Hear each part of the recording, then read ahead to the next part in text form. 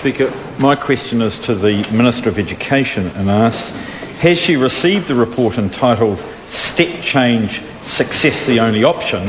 If so, which recommendations does she agree with? The Honourable Anne Tolley. Mr Speaker, yes, and I'm yet to make a decision as to whether I agree with the central recommendation, which is to appoint a task force. I'll make that decision after further consideration and advice.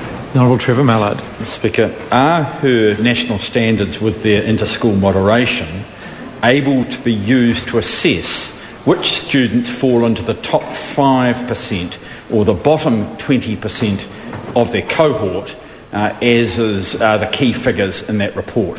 The Honourable Anne Tolley.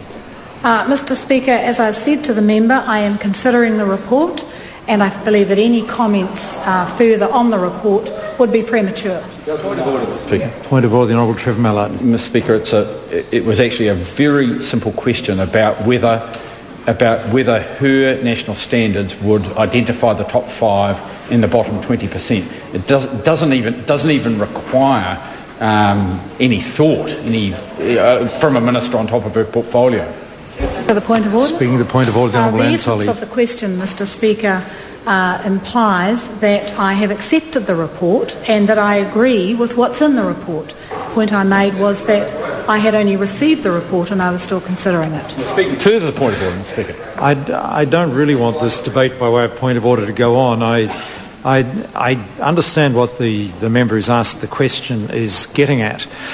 But in fairness, I've got to say, as I understand this report, as a report that's only been received in the last 24 or so hours, and I think it's reasonable for the Minister to answer that she needs time to consider the report, and I realise the member's questions about how it interacts with national standards proposals, but it's reasonable that the Minister may need time to reflect on that, and I think that is a reasonable answer.